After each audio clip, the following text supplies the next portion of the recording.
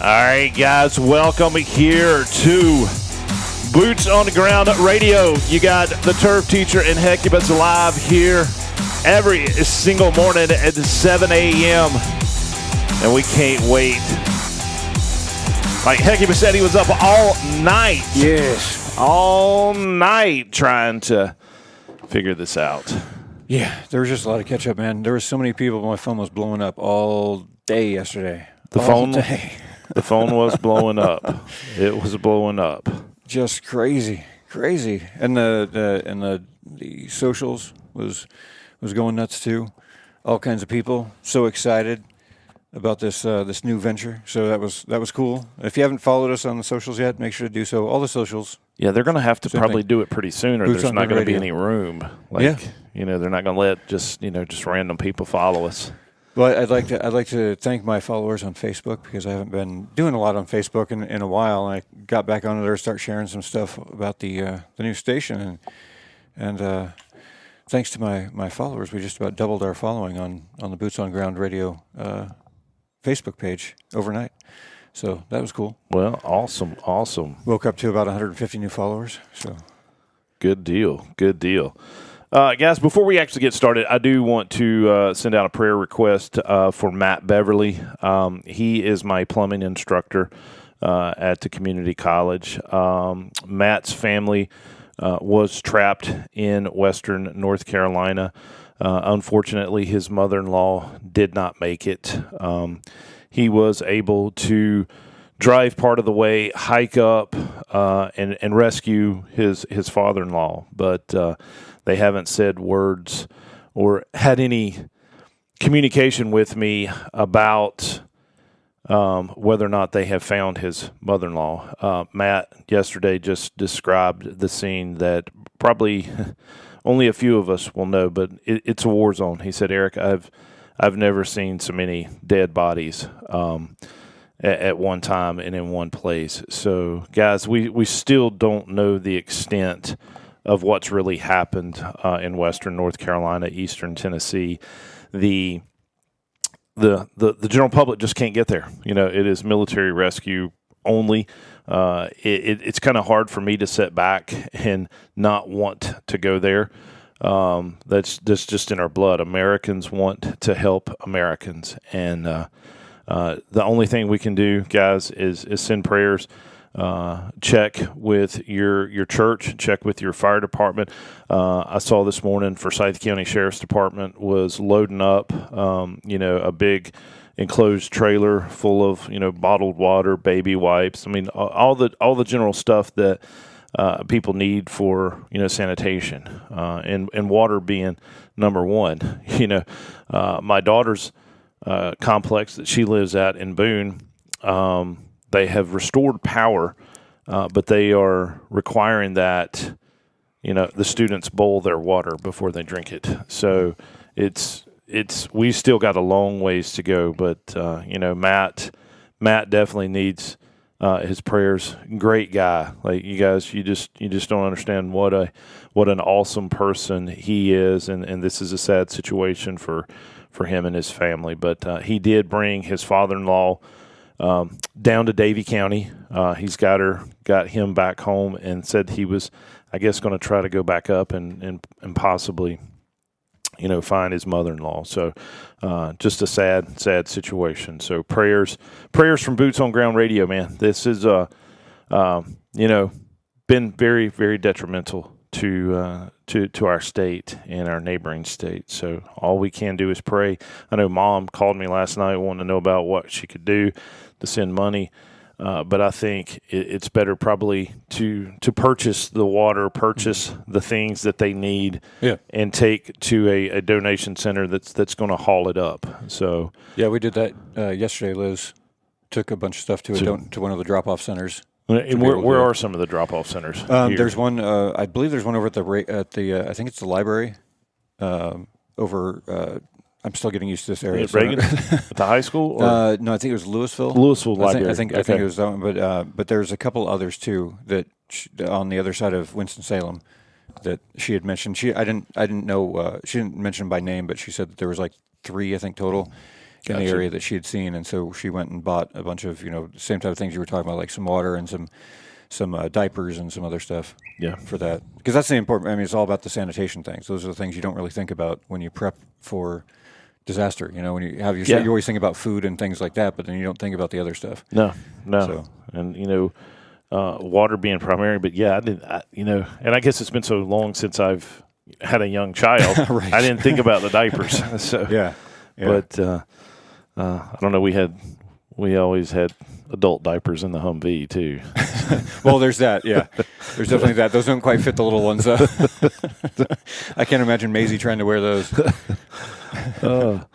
But anyway, guys, welcome, and like I said, prayers going out to Matt and his family and everybody that's affected. But back to Boots on Ground Radio. Yes, and day 2. Yeah, day 2, and all I can do is say thank you, to the listeners, to the followers, on how quickly the social platforms are building and increasing in numbers. And guys, we promise the content's going to keep coming. I did a lecture webinar last night. I've already uploaded it to the podcast. We'll start rotating it through on the station. So there's going to be content 24/7. You're going to be able to listen and learn, as I like to call it. Yeah, absolutely.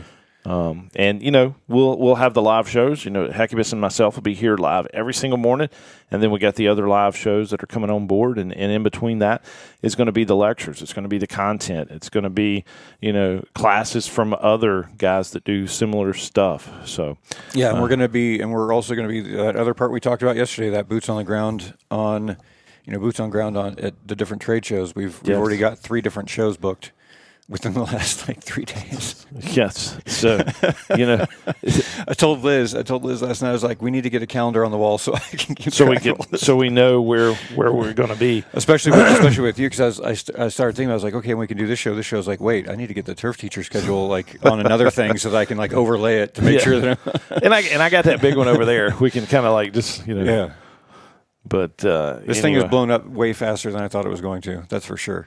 Yes, it's been crazy, and it's only been literally a couple of days. Yeah, and so the support is awesome. So thank you all out there for listening and sharing and doing all those things. But good Lord, yeah. And actually, the station's only been live 24 hours. Yeah.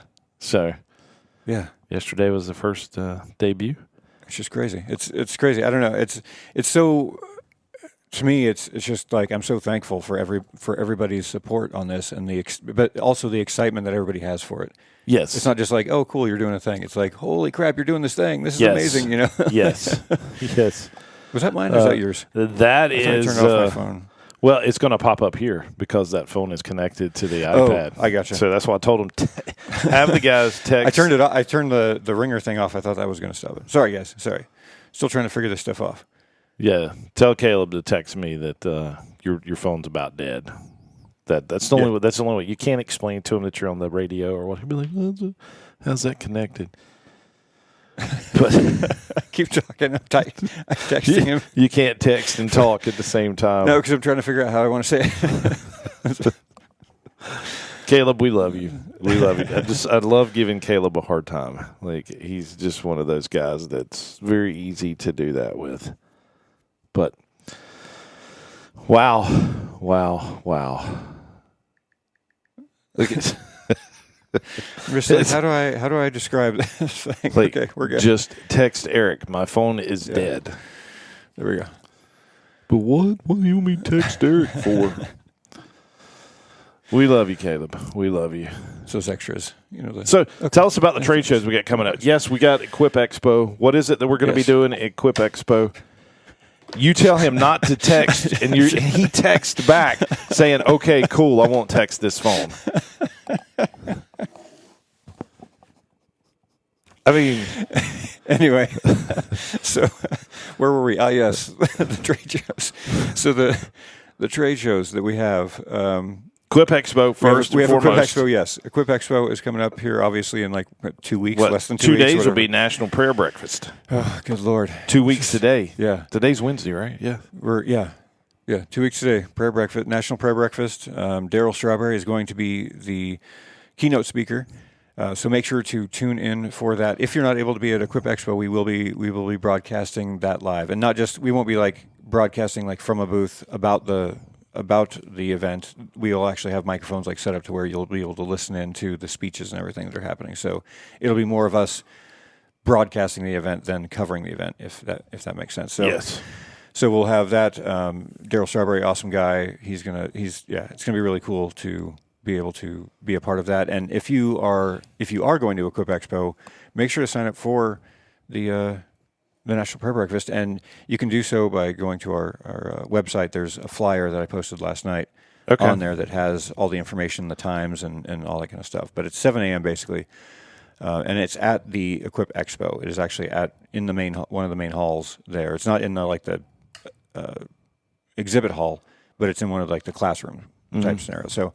So make sure to check that out and go if you can. It's a free event. It's absolutely free. You don't have to pay for anything. They do hope that you RSVP just because that way they know how much food show they up have. for the food. Yeah, but they're not going to turn anybody away. So if you forget or if you're there and you're like, oh, this is happening today, don't worry about it. You can still show up. They're not going to turn anyone away, but they do ask that you please RSVP just so that they know how many people are feeding that day, so they can be prepared. But that's an awesome event. And then we have there's World of Concrete is the next one. Yes.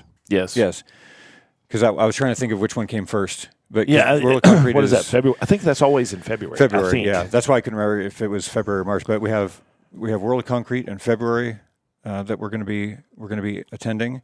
We're going to be in a booth at that one. Well, actually, we're going to be in a booth at Equip Expo. Yeah.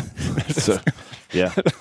You guys, seriously, like I know it sounds like we don't know what we're doing here, but it's just things have been going so fast in the last 24, 48 hours that it's just been incredible. Like people are calling us. I literally had a phone call late yesterday afternoon. It was at like probably 3, 4 o'clock Eastern time that I had this phone call with an exhibitor offering to let us set up in their booth at Equip Expo to cover the event. So I mean, it's that's literally how, like when I say late breaking news, it's literally late breaking news. Late breaking news. But we are going to be in the Geo Ripper booth at Equip Expo to cover things. So we'll be walking around and everything as well. But that'll be kind of our home base for doing some sit down interviews and bringing you what Geo Ripper has coming up. So they were kind enough to offer us space in their booth without even asking. They offered to us. So thank you to them. Awesome product, awesome guys, Mini Trencher, Geo Ripper.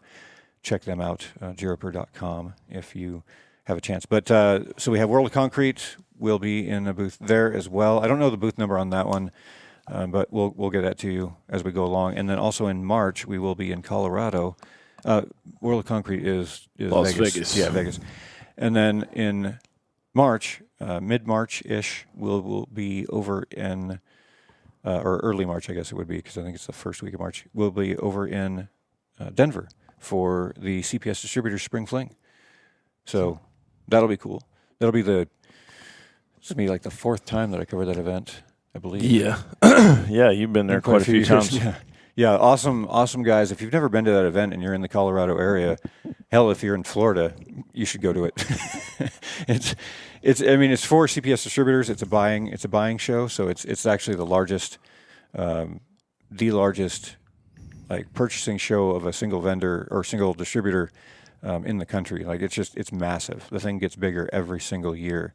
They keep expanding and just incredible. So, but if you are in the Colorado area, you probably already know of CPS distributors if you are, but go to the event. It's awesome. It's a good time, and they have we're only a shitload of. Well, we shouldn't say those words. No, We are trained to be clean mouth here. But that's the only way I can really describe it of gifts that they give out. I mean, the raffle they have is just crazy. Crazy stuff. You get a lot of swag. Yeah, all kinds of swag, all kinds of everything. I mean, it's nuts. There's not quite as much swag, I would say, as maybe like Equip Expo, where you have the guys walk around with like 17 hats. Yes. I don't need any more hats. I don't know where to do. I need another. I just need a. I don't know what it is, but so like I don't understand why someone wants 17 hats, like especially in a single day. Like where you go? That's what. And dude, I'm so glad you got us a booth because that's where we can go and put our stuff. Yeah. We don't have to carry everything this year. Yeah, it's only good. Yeah, guys, it's not only good for broadcasting, but it's good to put your backpacks down. Because people still just do not understand the size of Equip Expo. Like the first time goers are just going to be like they're just holy cow. Yeah. How do I find this booth? How do I get there? How do I do this? And it's just unreal. And luckily, being there with the National Prayer Breakfast, we'll be able to stay for the keynote speaker. Mm-hmm. We'll already be there for that Wednesday because it doesn't really open up until 1 o'clock, the actual trade show floor. Something like that. Yeah. I want to say it's because they have like it's like 11 o'clock for. They have that like early open for like the exhibitors or something. Like you know what I'm talking about? Like but it's like 11 and then noon it opens to the public. I think so. Yeah. Well, I need to like look up that information so we can let people know. It feels to me like it's like 2 months away or something. It's 2 weeks away. I know. Yeah. It's just that mindset that I have of like it's a ways away, and then and people think that it's actually a 3-day show. I mean, and technically yes, because the trade show floor is open Wednesday, Thursday, and Friday, but it's only open half a day on Wednesday. It's open 8 to 5 on Thursday. And then it's open half a day Friday. So, basically you've only got roughly 16 hours to visit the booth that you want to visit and then, demonstrate the equipment outside. So, well, and that's the big thing is that, I feel like people forget the outside. Yeah, it is. You could spend the entire time there just on the inside and not see everything, let alone the outside part. Yep. So it's important to kind of take note of stuff and actually look up there. It is noon on Wednesday. I was looking to double check. The dealer preview is what I was talking about. Well, is it 11? Thing. No, it's actually 9 a.m. It's at 9 a.m. So it'll be right after the breakfast. Yeah, I'm surprised they have it that early, but they do have. So I'll just run through the schedule real quick since I have it open. So 9 a.m. dealer preview. 9 a.m. also is the West Wing early opening. But as far as the exhibit hall, it's 12 to 5 on Wednesday. So 12 to 5 on Wednesday, and then 9 to 5 on Thursday, and 9 to 2 on Friday. And the outdoor schedule is the same as the indoor, except for Friday. Closes 1 hour early. Closes 1 hour earlier. So on that one, but yeah. So I mean, you're really looking at like 2.5 days, and like less than 2.5 because 9 to 2. I mean that's 5 hours. Yeah. So not a lot of time. Not a lot of hours to actually be on the equipment. Yeah, I recommend, having been there many times myself, I recommend looking at going online. You can go to the Equip Expo. Just Google Equip Expo and you can find anything you want information on it. But I recommend looking at the exhibit floor and finding if there's certain things you're looking for or certain vendors that you want to talk to.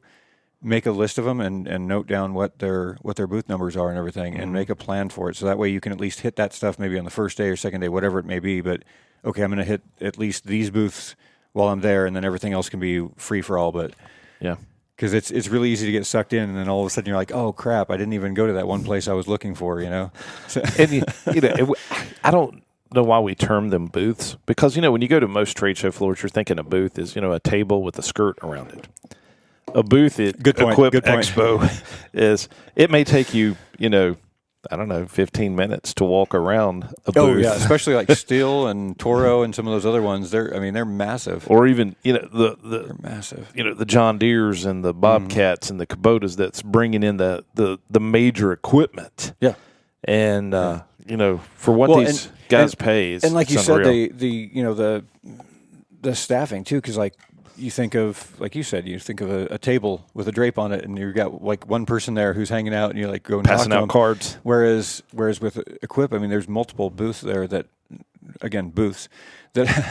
where they have 20 to 30 staff. Yeah, in the booth, walking around talking to people. So it's just.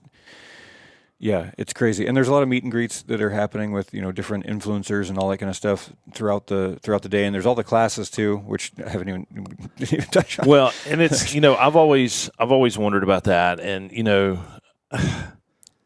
you don't unless it is a specialty class that you really want to learn something. But the classes are offered all over the year, all over the place. Oh, sure, yeah. And Yeah, I don't recommend going, and I don't want to disparage. I'm not disparaging Equip by any means, but like I wouldn't recommend going to Equip because you want to attend a class, unless, like you said, it's something that you can't find anywhere else. Yeah, something that you're just like, I want to learn this, I want to learn how to do that, but you want to spend time on the equipment. Yeah, that's what it's about. Well, in the outside area, it keeps growing. They added to it last year. I know last year it was like 30 acres of test equipment. Yeah. Of all shapes, sizes, and everything else like that. And key point: children 12 and under are not allowed. At the not even not even in the inside part. So, and the outside part you have to be 16 or over. Yeah, with a valid driver's license. So be prepared for that. I know last year there was actually quite a few people that showed up with their family and were turned away discouraged because they weren't able to bring their kids in, and it's a thing, guys. It's a safety thing. So yeah. It is what it is. I know there's a lot of people out there saying, well, my kid mine's me and is a good kid, and that's all well and good, but it's a blanket policy just because it makes it that much easier. You don't have to worry about picking and choosing. So, but that is a key point just for people to know that it is not a family event in that aspect. No, it's it's not. It's not. And like you said, that's nothing negative. I mean, these are dealers and vendors that have spent $500,000 to bring their stuff in. Like, I mean, there's it's a big expense. I mean, having worked for a vendor where we had a booth at Equip, a booth inside and outside, actually. Yeah. The dual booths. I mean, we spent, just our small company spent probably close to $25,000, for the booths, to bring the personnel there, to ship everything that, all the different things. I mean, and that was just like, there was like four of us, 4 or 5 of us. And, I keep thinking of the John Deere booth, that had every tractor that they make, that had their skid steers, it had their mowers. I mean, it was literally like going to your dealership. Oh, yeah. Yeah, that's a good way to put it. It's, they have a dealership there on the trade show floor. And that's the crazy part, is that they have it on the trade show floor, and then they have the replica outside. Yes. Because they're like, oh, you like this particular tractor? We'll go outside and demo it. So, yeah. It's crazy. And, I'm looking forward to seeing the look on Ethan's face. Because he is the equipment guru, and to get some videos of him. And I feel real, I love my nephew, don't get me wrong. We kind of butt heads a little bit, but I love him because he reminds me so much of my dad. Like, he looks like him. He acts like him sometimes, when the equipment won't start or whatever. But a little bit of the frustration resemblance, and I'm just looking forward to him, being able to test drive his stuff, because unfortunately, man, I'm to the point, and I guess you're to the point now because we're managing these guys. We're not running the equipment. No, not like we used to. Yeah, we're like running. if I need to move something or do I need to go move the tractor so I can do this or whatever, like that, but not sitting on that zero turn, that's for sure. And not because I'm like, I'm too good for that by any means. It's just too much other stuff going on. Yeah, and basically the only equipment we run is our cell phone and iPad and notepad. So. Desk jockey. But, and since you've came on board, though, Russ, it shows me, and I will go back to my mentors in this business, and I'm talking Marty Grunder, I'm talking Tony Bass, all of those, what I call the OGs, man, who who are still in it, which is cool. Especially Grunder, yeah. And to listen to those guys, early in my career, saying, hey, the first person that you need to hire, if you are a one-man show, even if you are a one-man owner-operator and you're the one running the zero turn and cutting the grass, the first person that you've got to have is like an operations manager, somebody in that office that is, for one, doing your invoicing, scheduling the next job, talking to the customers. You can't run the business if you're working in the business. Yeah, and it's impossible. And so and it turns out, and you're going to end up being, it's going to be midnight and you're still working on the other stuff because you weren't able to do those things during the daytime. Exactly. And, guys, we love this industry. You have to love the green industry to want to be a part of it. It is probably one of the most passionate industries that there is, other than, somebody wanting to help someone like a police officer, a nurse, or a minister, having that calling. I truly believe you have a calling to the green industry. There's something, that Mother Nature connects with you. You've just loved being outside or whatever. But it is a calling, and once you get there, you're like, wow. And it's almost like you're trapped. You can't leave it because you love it. It's a vortex. You're too far in debt to walk away from it. Like you have to keep trucking. And like you said, you're going to work all day, and then you're going to do that paperwork at night. And you've got to have that work-life balance. You've got to enjoy life. And for some of us, work is life. We love it. Yeah. We love it. I work all week, at the college, working with you, doing this. Yeah, I teach the classes on the weekends. I do Turf Talk Tuesday. I do Webinar Wednesday. Like it's, can I get enough of it? Probably not. Probably not.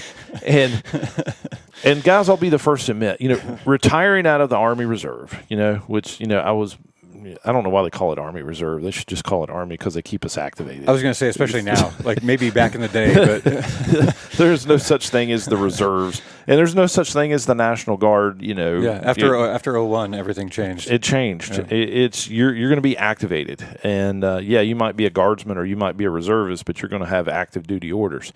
But I started missing it. I started really missing that brotherhood. But, dude, ever since we started talking about this right here, Boots on Ground Radio, I haven't missed the military one day because I found that brotherhood already back.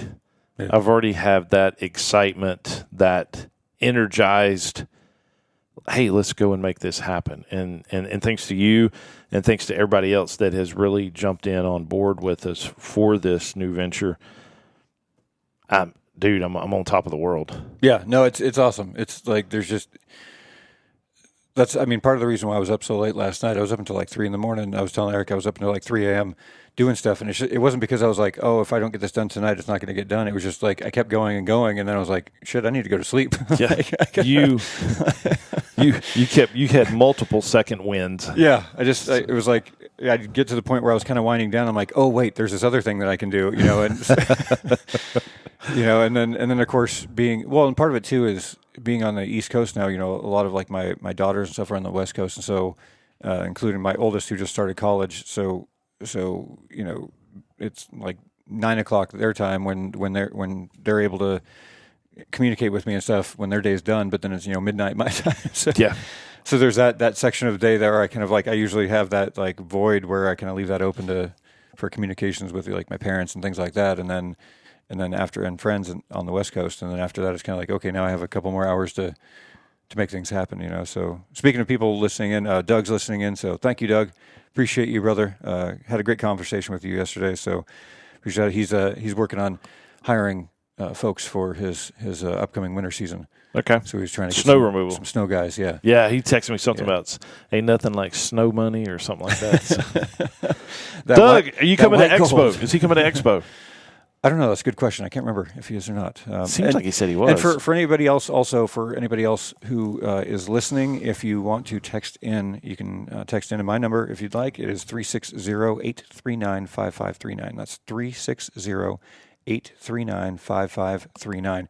That's my cell number. So if you are listening to this on a podcast version and you have a question or comment, or you have like a topic you want us to cover, feel free to message me anytime. It doesn't have to be during the show. It can be during the show, obviously, but when we're live, we will be interactive, so you can chime in with your comments and questions at the same time. So Doug said not this year.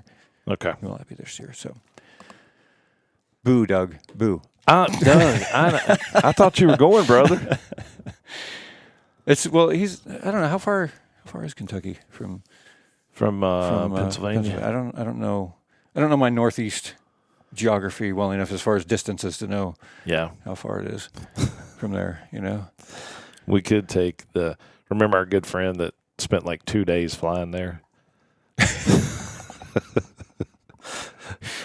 Like, it's kind of the funny. cheapest flight is not always the best flight. Yeah.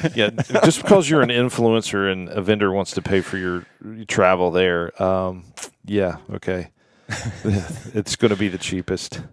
Seriously, it's an 8-hour drive for us. And he left the house like 3 hours before we did to be at the airport. And I arrived in Louisville, Kentucky with my dad that year. And it was 4 or 5 hours later after we got there that he was still like stuck in Buffalo, New York, trying to get there. And I'm like, dude, you live in Tennessee. You live right there, like in Asheville and Tennessee border. You could have drove 40 and went up 65 north and been in Kentucky.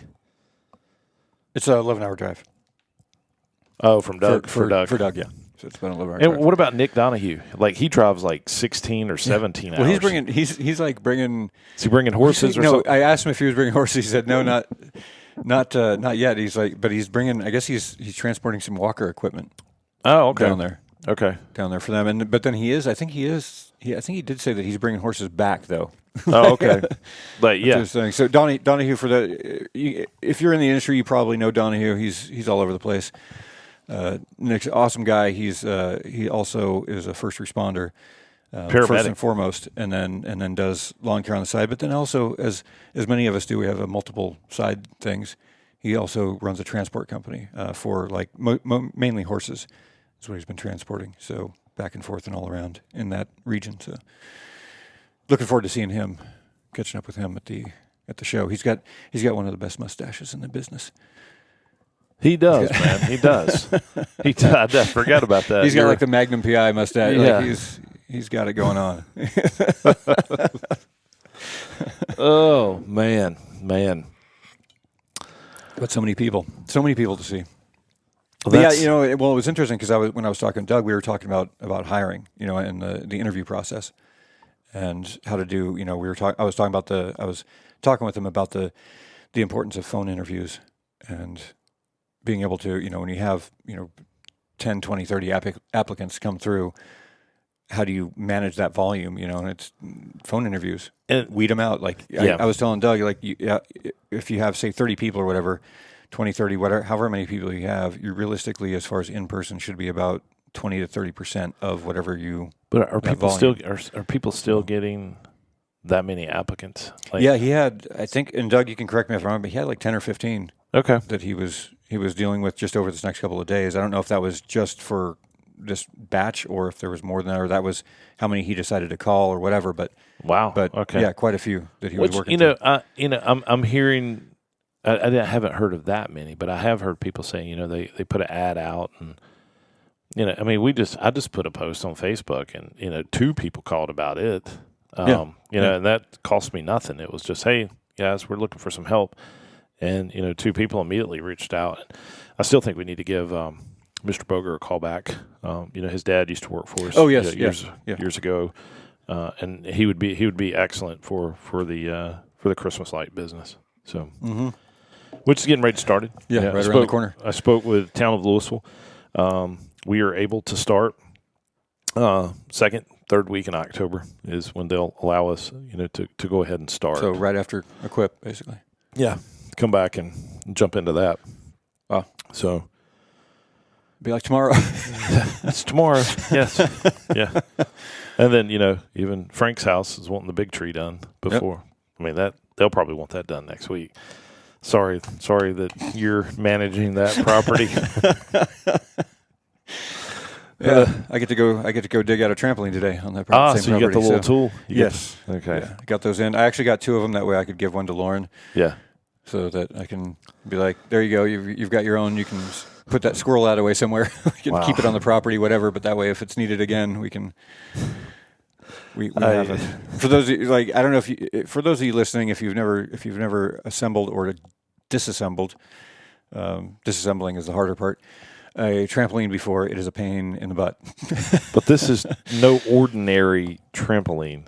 Yeah, this is an in-ground trampoline that we have to do some. We're not maintaining the trampoline itself. We are basically taking the trampoline, the skirt of the trampoline off, and then we are digging out underneath of it because when they installed it, it was not quite done the way it needed to be as far as sloping the sides. They're more of like a straight drop off. So when the children are bouncing towards the edges, they basically bottom out. So yeah. So we got to pull all that up and dig some stuff away. So it's not it's laborious, but it's like more of a tedious thing than it is anything else. It's just it's going to take a while to get that trampoline top off, and then the digging part is not going to take all that long. But then stretching it back on again. So, and it's been there for a while, so those springs are not. It's not like rusty. They're not as springy as they used to be as far as being able to just easily pull them off. So it'll be a fun morning. Yeah, take care of that one.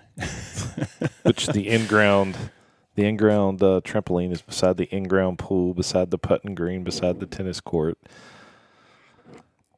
Yes, for their second home.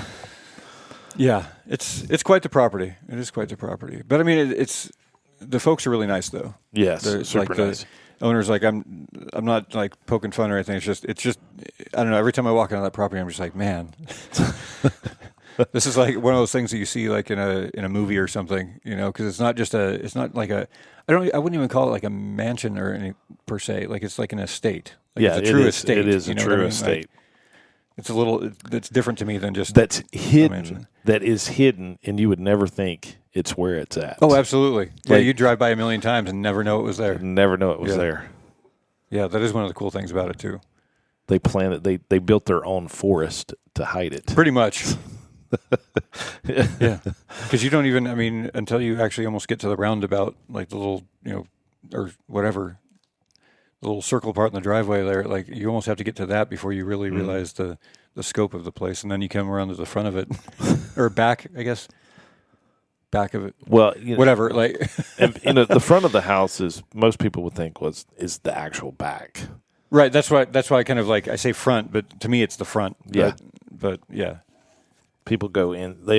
People enter the home. The through entrance. The back door. Yeah. The entrance part is where you would where you drive into the driveway. That's the entrance, but it's technically kind of the back of the house. Yeah. Or the front, but yeah, just an incredible property. Takes all day to mow, just about, as far as when we mow the whole property. But so I kind of call it. I just resemble it towards like that's the Biltmore house, and then we got Dallas up at the one in Tobaccoville. Oh yeah, the TV show Dallas. Like you're pulling in.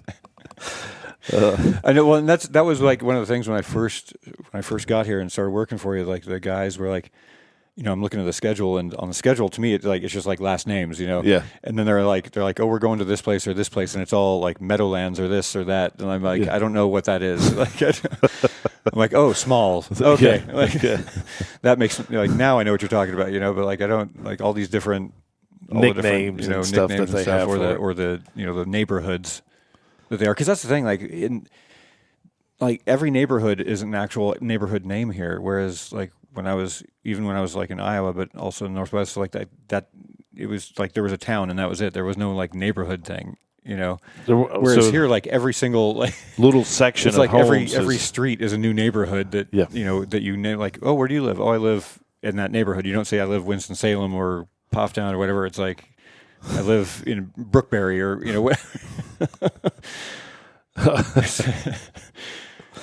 Brook. They say it Brookberry. It makes sense. Makes sense. All the McMansions. Yes, yes. But the sad thing about that neighborhood is no trees. Like, no, it's like you're right. Yeah, I can't stand that, man. The builders cut down every. Yeah. Well, the only trees are in that little like the top of the hill. That little entrance thing where the island is. Where it's funny too, where like they shouldn't be because there's no room. Well, and I almost made a mistake. It's not that the developer cut down every tree. That was a dairy farm, so there was no trees, and so they just came in and scooped the grass off and built houses. So, okay. And so the trees that are there were planted when the homes were that makes sense. Built. Yeah. So, but I love going through Buena Vista where you've got the huge white oaks, willow oaks, and sidewalks on both sides of the street, and that's the kind of neighborhood I like. Oh yeah, absolutely. Yeah, that's the other thing too, is that that I noticed from moving here is that there's not a lot of like shoulders to the roads, let alone sidewalks. But like in a lot of the areas, there's not, like especially in this area, which I realize, I mean, like where your house is, obviously it's more out in the hinterland, so there's no reason for it. But even again, having like spent so many years up in the woods in Washington, like everywhere still has shoulders. And so like I always get annoyed when I'm like trying to drive to like the store and I've got a bicyclist in front of me because there's no way to go around them if there's other traffic coming. Like you just have to sit there and wait behind them doing 20 miles an hour, because they're in like 17th gear. Share the road, man. They're in like that 17th gear where their feet are going around like a little like hamster wheel for no reason. I'm like, can you shift a gear and like get moving? Can you do like, dressed up like they're racing the Tour de France? I'm like, come on. I don't think you're doing 15 miles an hour. You don't have to worry about wind shear. They got the little like water bottle in the in the little pocket in the back of their shirt, and instead of having it like in the little cross beam of their bicycle, because they're like they gotta pretend like they're that it's important to not have Russ. that wind thing. It just drives me nuts. Like I don't get it, man. And then like the clip-on shoes and stuff where they clip into the those cleated shoes that clip in, that you walk all weird with when you get off your bicycle. Like why do you need that when you're Russ, be nice. Riding in the middle of nowhere? Like what?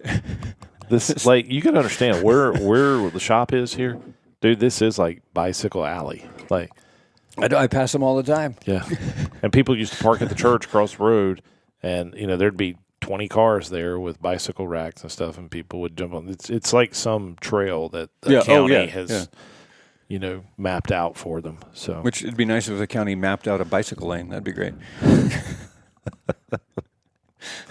even just 2 inches of asphalt off the other side of the white line would be great. They don't have that, do they? Yesterday I was on my way to the store to grab some stuff after work, and I got stuck behind somebody for like a good half mile because there was just constant traffic coming the other way, and this person was like, they were one of those people that was like a third of the way into the lane, so even like if there was like a smaller car where I was like, oh, maybe we can share the road, I still couldn't get by. Couldn't. Yeah. Couldn't make it. And there was like, and it was funny too, because when I finally got around him, I looked back and there was like probably at least 20 cars behind me, like just this big line.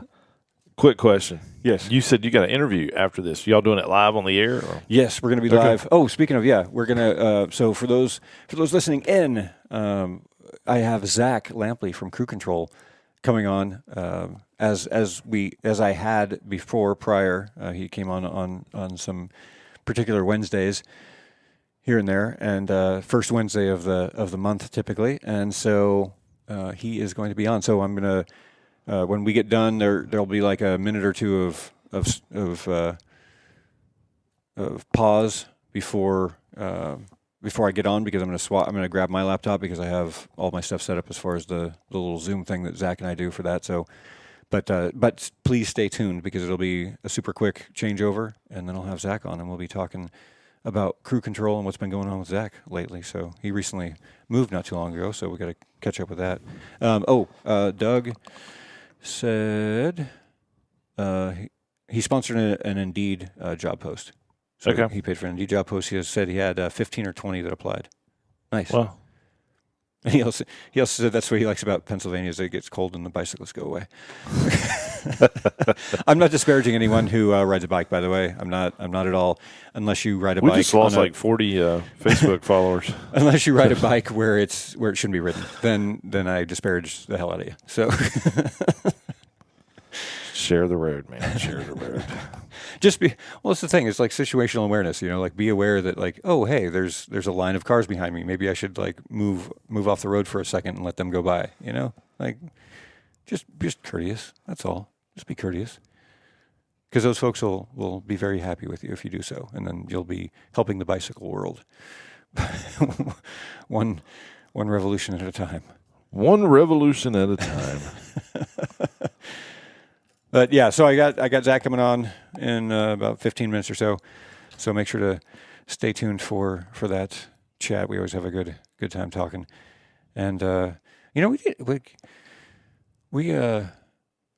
was thinking yesterday that we should talk about at some point, whether it's this week or next week, we should talk about the transition, like as far as like how because like you got mowing going on, but if you have other stuff than mowing, because I mean, I know guys who just mow and that's all they do. And so then when wintertime hits, they basically take a couple months off or those kind of things. But that transition of how you take care of trying to move out of the main mowing season and into like fall cleanups and aerations and all those things, but then still trying to maintain that same schedule and your guys because you with us, it's as the climate, and we can't deny that, whether it's global warming or what. I mean, we used to have a lot of snow here in North Carolina.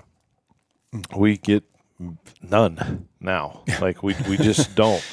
And so, we got into the holiday lighting business to kind of, keep the guys over the winter. Yeah. We didn't know that holiday lighting would really require 6 months. When you start thinking about sending out proposals, getting everything lined up, and then with takedowns, I mean, we're putting up lights, in October. We'll take probably the last ones down, sometimes late February. So, I mean, you got at least 5 months right there.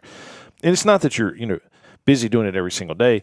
Again, it's kind of you're feeding what needs to be done, because you'll have those clients that I want it up Wednesday before Thanksgiving. That's why your job should only be $500, but we charge $5,000, right. and they want it down December 26th. Yeah. Like, there are customers that picky. Guys, I call it red tape. Red tape makes you money.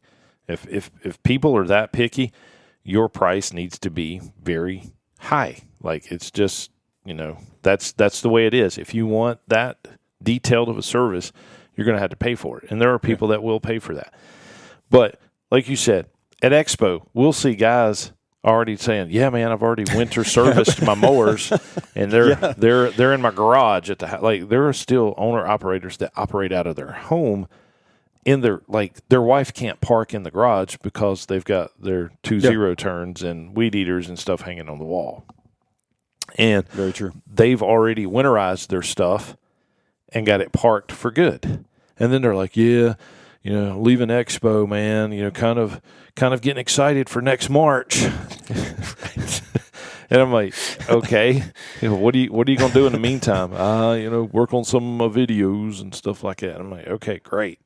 But no, for us up until Christmas, we just go. And,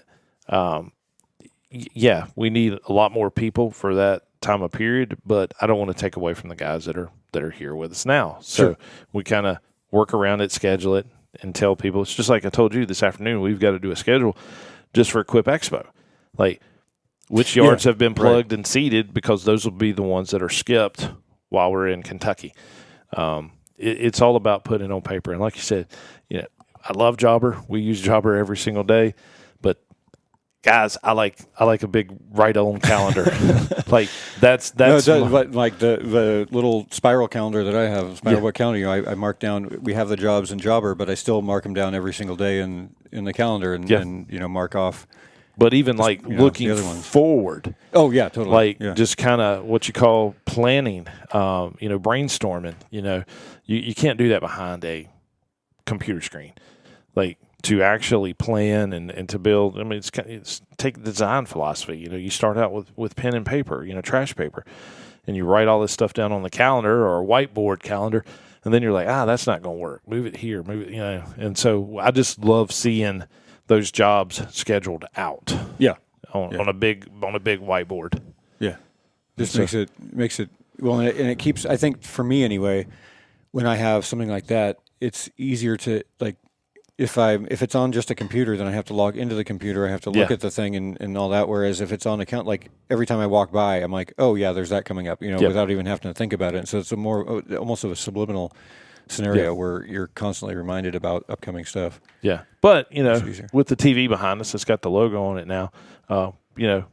I love having Jobber up on that, and we're all sitting around this table, and you can sure, drag and drop and do that. And so, I mean, I don't know, dude.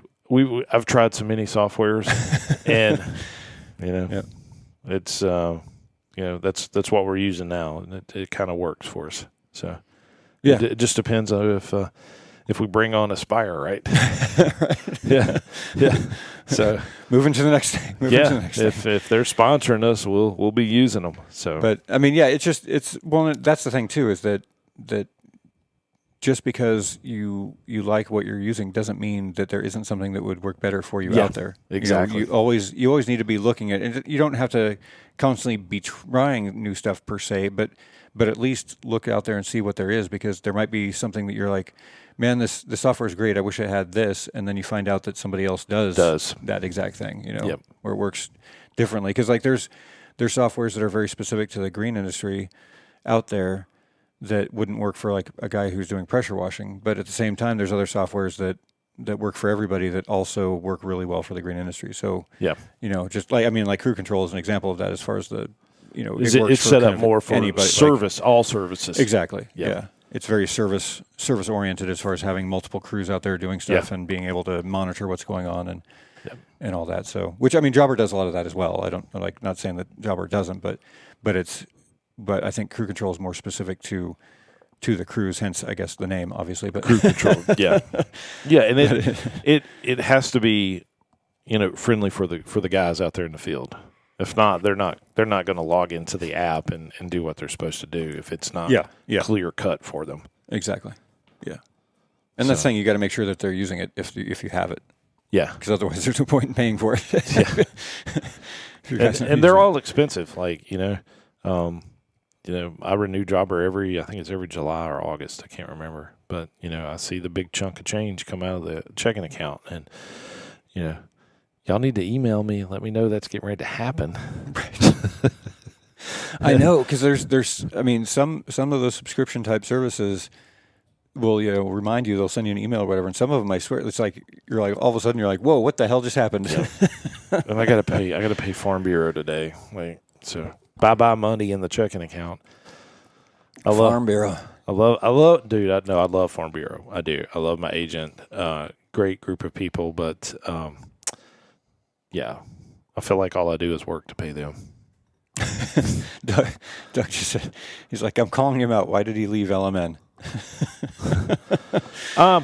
The reason, Doug, I'll be honest with you, and I've talked to other influencers. I was an influencer for LMN. Great company, great people. I mean, I love them. They are. I mean, just super great people. Could I run the software? Absolutely. I did the week's training. Sat through all the classes. But it's a little difficult for somebody. Like, you would have to have somebody dedicated to running I was just going to say, I feel like Element is more of if you have like an office manager scenario where that's their job. Like not just like I would not want to have that responsibility with Element, because I spend too much time in the field to be able to properly implement it, and not because, and I'm not saying that as in like I'm too busy with other stuff and I should have more time to do that thing. Like, that's not what I'm, for those listening, I'm not. It's just that like I do a lot of hands-on stuff because there's just a lot of stuff that needs to be done that way. And so that's like Jobber works well because I can check it from wherever I am and do all the things, whereas Element is more of an office-based software program. You know, and it works great and all that kind of stuff. I mean, they're great people, like having just come from Turfs Up, obviously. They were a sponsor and everything, so talk to them a lot. But yeah, I feel like the implementation, everything, it's more based on that. And if you're in design build, it's perfect for you. Like if you're doing $250,000 landscape jobs and stuff like that, and I love the fact that it would pull in pricing from Site One, and it really helped with your estimating. But you've got to know your budgets. It all starts with that budget. Whereas some of the other softwares, you can download it, install it on your phone, and be running it that day. Right. So. Yeah, it's just a matter of, again, it comes back to needs. Like what are your needs, and what are your capabilities in your business? If you're an owner operator, not for you. Yeah. On that side of it. If you have multiple crews out there and you're trying to scale and you're needing to have everything taken care of so you can really focus on growing the business, then yeah, sure. It's perfect for you. So but again, just find out what it is and look into it and do your research. That's the big part. Talk to people. Don't just scoot around on Google and call it good. Like you actually have to pick up the phone sometimes and actually call. Talk to me.